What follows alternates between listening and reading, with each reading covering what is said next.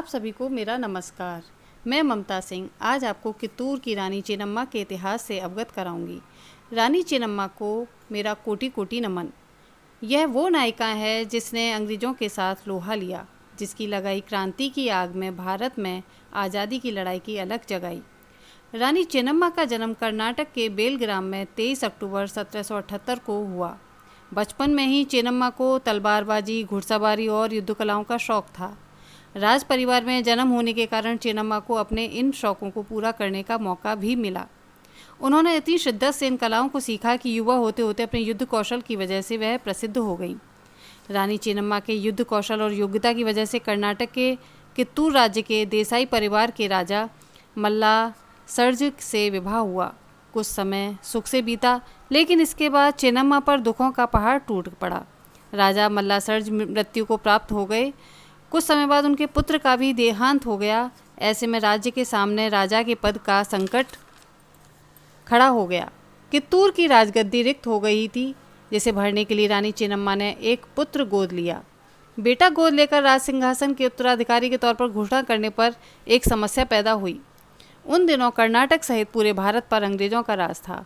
British east India company के governor Lord Dalhousie ने गोद निषेध नीति की घोषणा कर दी थी।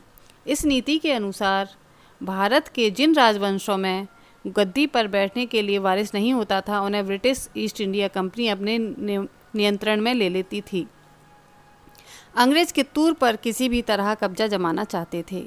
कित्तूर के खजाने में बहुमूल्य आभूषणों, जेवरात और सोना था, जिसे अंग्रेज हथियाना चाहते थे। रानी चेन्नम्मा ने संघर्ष करने का फैसला किया।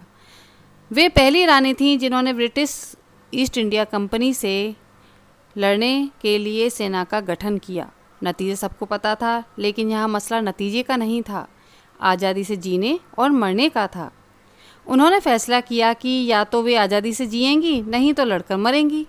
इस युद्ध में अंग्रेज़ों ने भारतीय महिला के युद्ध कौशल को देखा। यह लड़ाई तो अंग्रेज़ों ने बड़ी सेना और आधुनिक हथियारों से जीत ली। युद्ध के पहले दौर में अंग्रेज़ों को भारी नुकसान हुआ।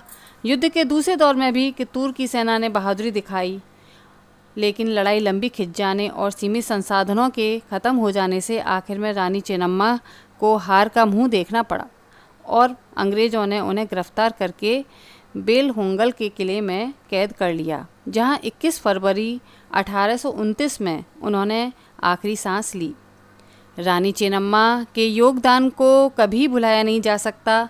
वे न सिर्फ महिला शक्ति का प्रतीक हैं, बल्कि वे प्रेरणा स्रोत भी हैं कि अपनी शर्तों पर जीवन जीने के लिए कोई भी मूल्य कम ही होता है। ऐसी महान रानी को मेरा कोटि कोटि प्रणाम।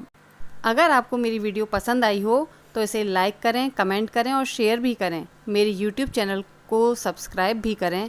धन्यवाद।